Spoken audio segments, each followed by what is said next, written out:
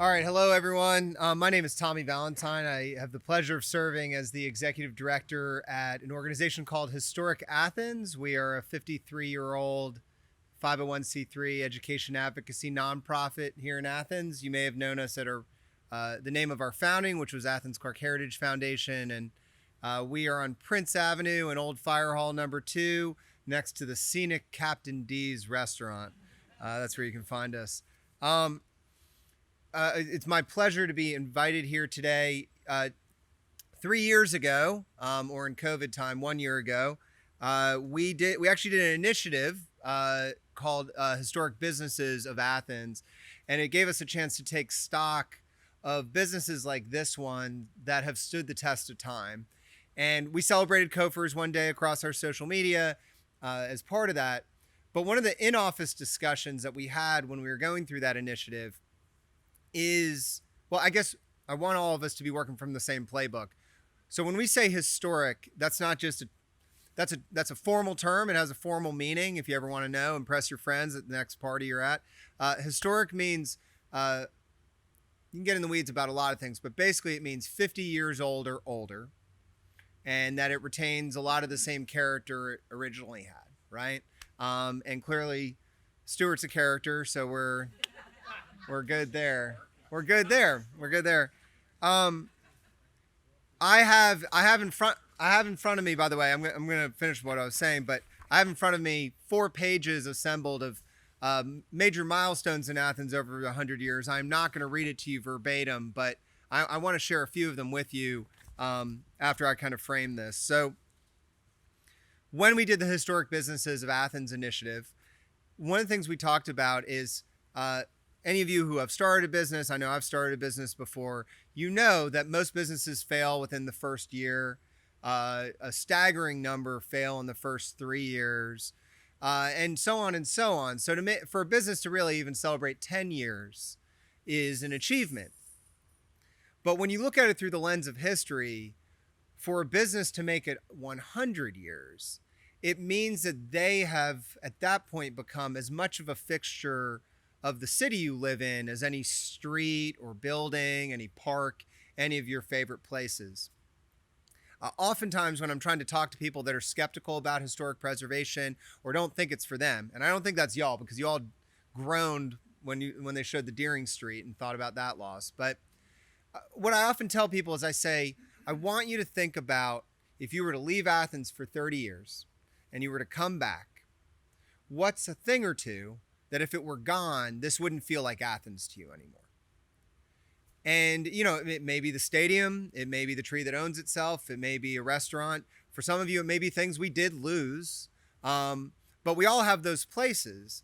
And so when a business makes it this test of time, what that means, Stuart, what that means to all y'all, is that you are probably on someone's list. You are probably on someone's list of when I ask that question, their first thought is, well, I need Cofer's to be there. I'm going to do 2 things you're never supposed to do in a speech. One is I'm going to quote Mark Twain, which is really hackneyed. Everyone quotes Mark Twain. The other thing I'm going to mention is death, which you're never supposed to do. I'm not going to talk about politics, so we're okay. I'm not going to do all of the bad ones. The Twain quote, and it's one that comes to mind often, is, history doesn't repeat itself, but it does rhyme. And we were just talking about, you've probably noticed a lot of the overly historical events that we're living through right now. You know, I think a lot of us feel like, George Jetson, like, get me off this crazy thing. It's just like thing. It's really easy to go back 100 years and say, well, wait a second.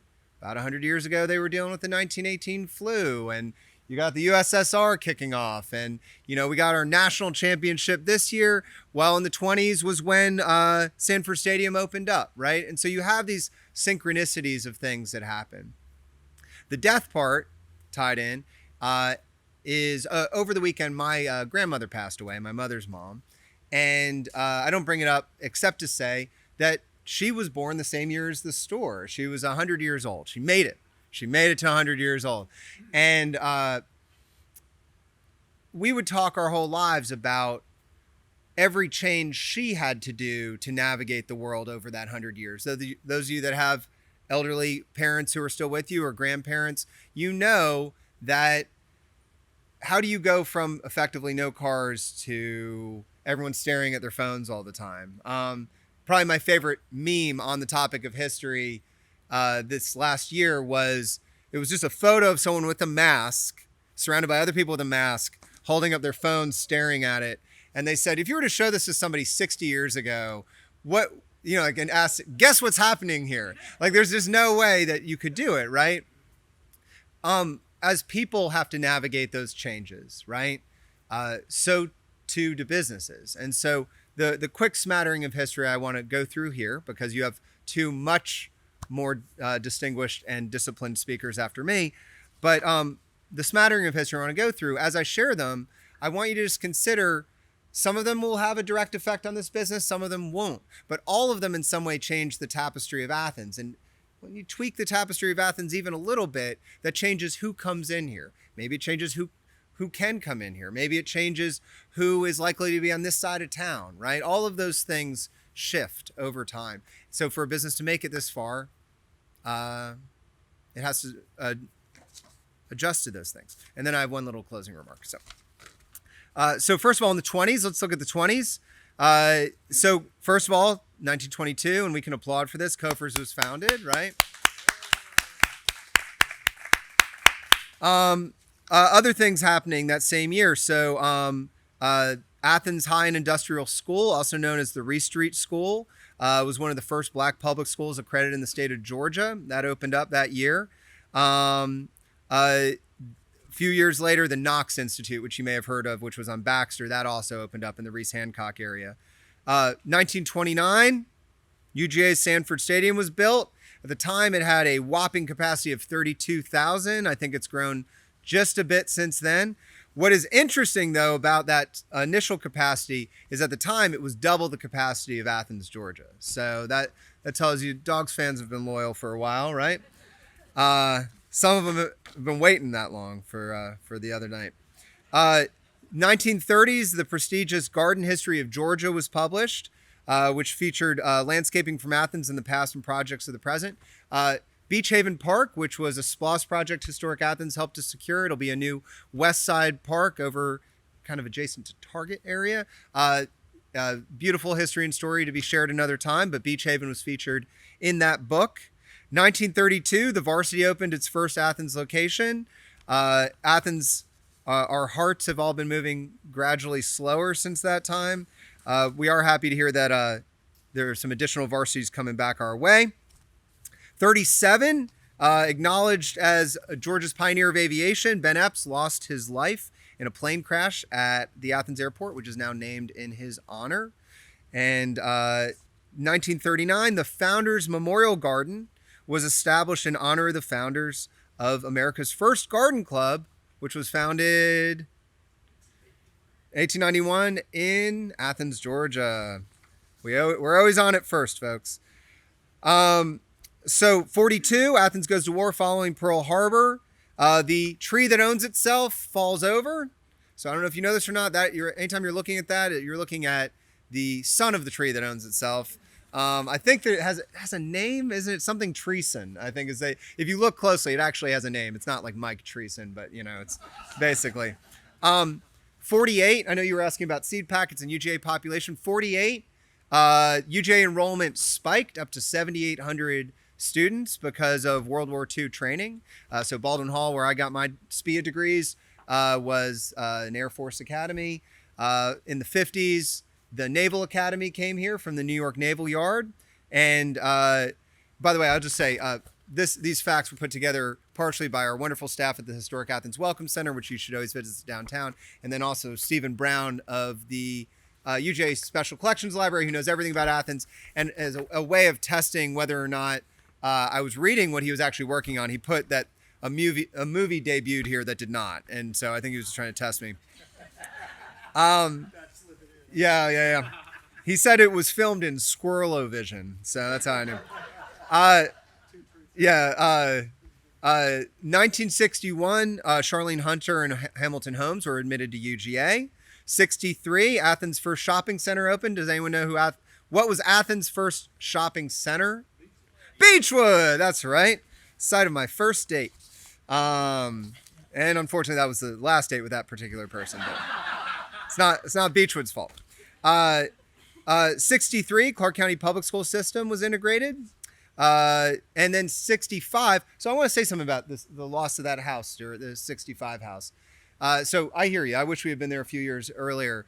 But, all of us who live in this city, when we wake up in the morning, we've been handed a baton called Athens. And one day we're going to hand that baton to somebody else. And I think a lot of the work we do at Historic Athens, a lot of the work you probably do in your regular lives, or you wouldn't be here, is about thinking about what parts of that baton we want to hand to the next generation. And so that point around 65, when we were losing unbelievably beautiful houses like that was the point where the light bulb started going off in our heads, like, hey, well, wait a second here. What do we want to hand on down? And I will say to all of us, it's a decision that in our office, we think we're about to have to make again very soon. Athens population, according to Georgia Department of Transportation numbers, is set to double over the next 10 years. That's why your property values are going up. They're going to be building a lot more. And so we want to make sure we don't lose more beautiful houses like the one you saw here. 67, we were founded. We moved. The house now known as the Welcome Center, the Church Waldo Brumby House. We picked it up from where the federal building is now. We put it on the corner where it currently resides. We were widely mocked for it. You can find old editorials in the Athens Banner Herald mocked for moving it, but we gradually fixed it up, used the upstairs as the offices. In 72, it became the Athens Welcome Center, which we operate, and we moved to Old Fire Hall number 2 on Prince Avenue. What happened in the rest of the 70s? Well, from what we can remember, from what was written down, a large part of downtown Athens was added to the National Register of Historic Places. The 40 Watt Club opened their first location on the 3rd floor of the Myers Building at College Square. Any of you that got to go to shows there, I'm very jealous. 79, the Morton Theater was added to the National Register of Historic Places. Also, that was the first annual what annual event? Athens trivia folks. What annual event that still happens today had its first year in 79? What? The Criterium. All right. That's right. The first annual Twilight Criterion Urban Bicycle Race. 81, the Georgia Square Mall, site of my disastrous second date, was at the Sbarros, the Georgia Square Mall. The soon-to-be historic Sbarros.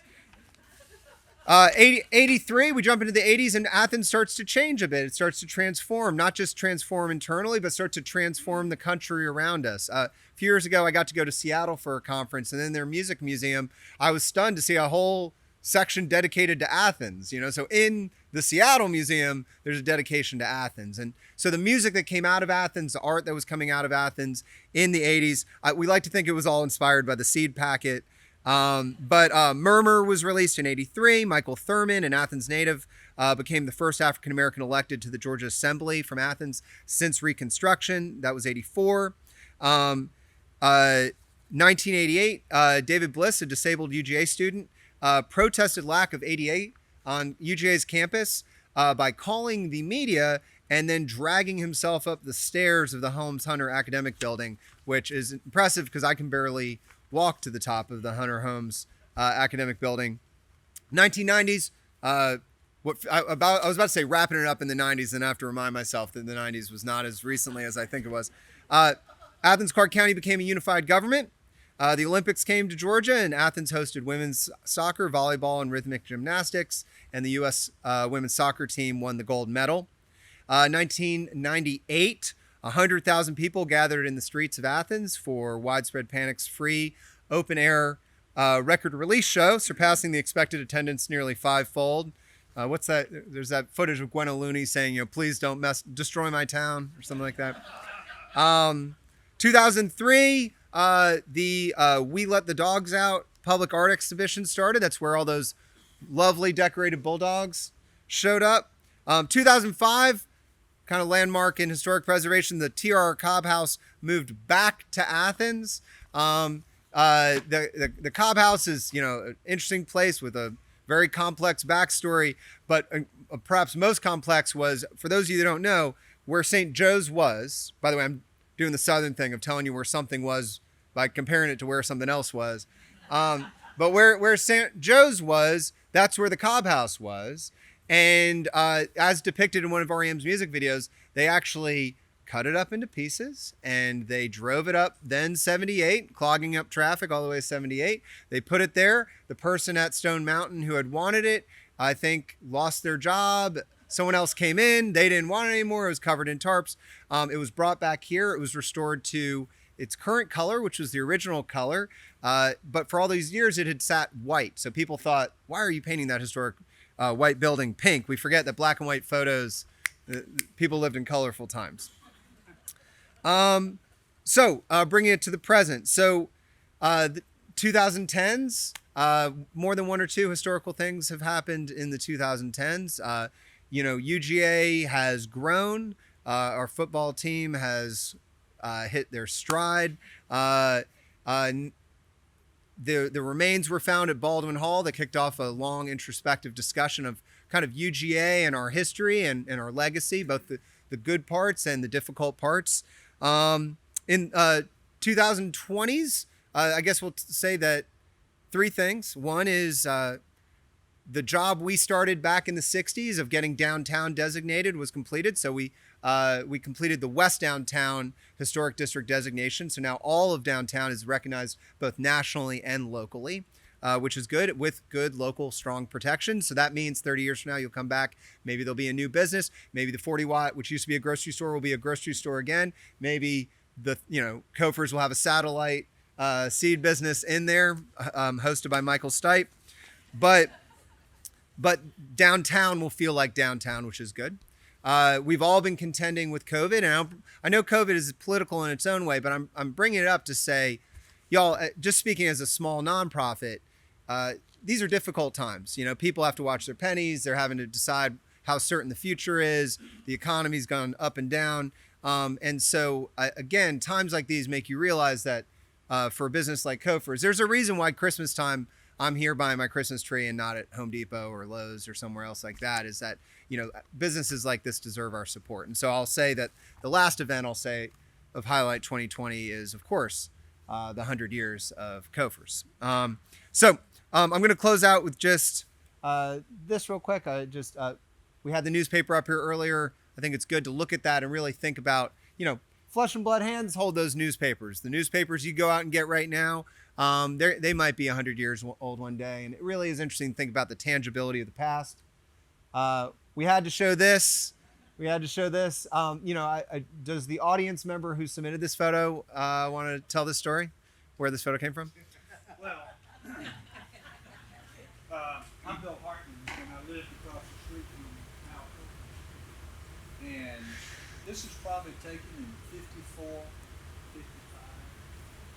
And I was going to be a big time football. In fact, I was a big time football player right there. But we loved the Cofer house, and when they tore it down, that was a sad day for here in the street. If you had been out there that day. That's your picture. That's right. Well, I was gonna say, if you'd been out there that day, they couldn't have torn it down, because clearly you're very fearsome right there. This is the stand. You can't see the bulldozers on the other side of this photo. Maybe I should have. Maybe been out there. Or good. We share the blame. We both share the blame. This was up. These are just some of the key images of the last 100 years. I'll close and say this. One of the things that Cofer's does is really the same thing that I try to do, which is, so on some level, all we're doing in these years we're given on this earth, right, is we're trying to shape our space, right? I have 2 young kids, so a lot of times I'm trying to shape things out of the way of this one and put things in the way of this one, right? So we're shaping our space. In Athens, we're constantly shaping our space, right? On the site where the beautiful Classic Center is right now, not far from it, they used to build bats, baseball bats, right? Our city changes in some really good ways. We have fantastic change, and anything I fight to preserve, at some point someone had to build, right? So building's not bad, building's good. We want to build smart and build in good ways. But we're trying to shape our space. For those of us I grew up an East Sider, it's still weird for me on this new loop extension. All those trees are gone. I still think of that being a wooded area headed over to the Hot Thomas Peach Stand right across from Shoney's. That is not the case anymore. what Cofer's does is allows people to do that in their backyard, right? They're shaping their space. And I think that it's really important as they celebrate 100 years, we celebrate and we acknowledge the ways that Cofer's, whether it's a yard or business by business, has shaped Athens as a whole. So let's hear it for Cofer's.